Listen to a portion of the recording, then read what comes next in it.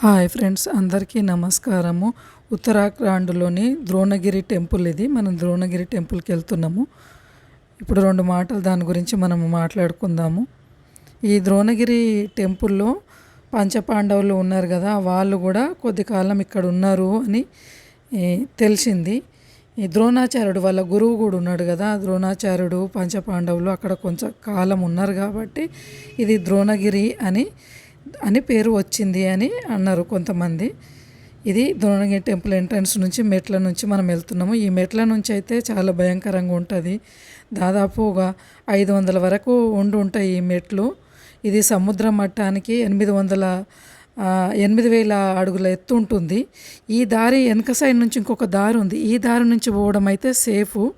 ఎందుకంటే ఎక్కలేని వాళ్ళు మెట్లు సేఫ్ అంటే సేఫ్ అని వేరే సేఫ్ కాదు, మెట్లు ఎక్కలేని వాళ్ళకు మోకాలు నొప్పులు ఉన్న వరకు ఈ దారి నుంచి అయితే కొంచెం హాయిగా వెళ్తాము.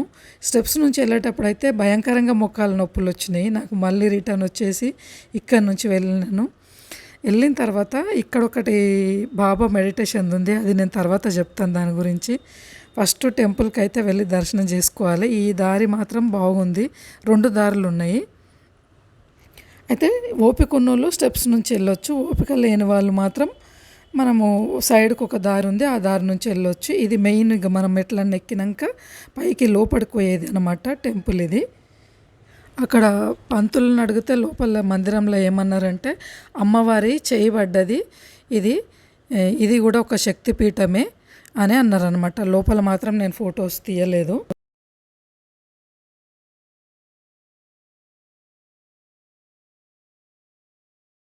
అమ్మవారిని దర్శనం చేసుకొని వచ్చేటప్పుడు మనము కిందికి చూస్తే ఇక్కడ హనుమాన్ టెంపుల్ ఉంటుంది. కిందికి దిగేటప్పుడు లెఫ్ట్ సైడు, పైకి ఎక్కేటప్పుడు రైట్ సైడు. ఇక్కడ ఏముందంటే ఇంకా భైరవనాథ్ తర్వాత మహా అవతార్ బాబా గారు ఇక్కడ ధ్యానం చేసిన ప్లేస్ అంట. ఈ ప్లేస్లో ధ్యానం చేసిండు మహా అవతార్ బాబా అని చెప్పిండ్రు. ఇక అక్కడ ధ్యానం చేసుకోవడానికి మాకైతే టైం సరిపోలేదు, మేమైతే ఏం చేయలేదు. ఖాళీ చూసి దండం పెట్టుకొని వచ్చేసినాము. మళ్ళీ కింద దిగేటప్పుడు మెట్ల దగ్గర ఈ స్వామి కూడా ఉన్నాడు. ఇక్కడ ఉన్న మా గ్రూప్ వాళ్ళు చాలామంది పోయి మాట్లాడిండ్రు, నేనైతే ఏం వెళ్ళలేదు అక్కడికి.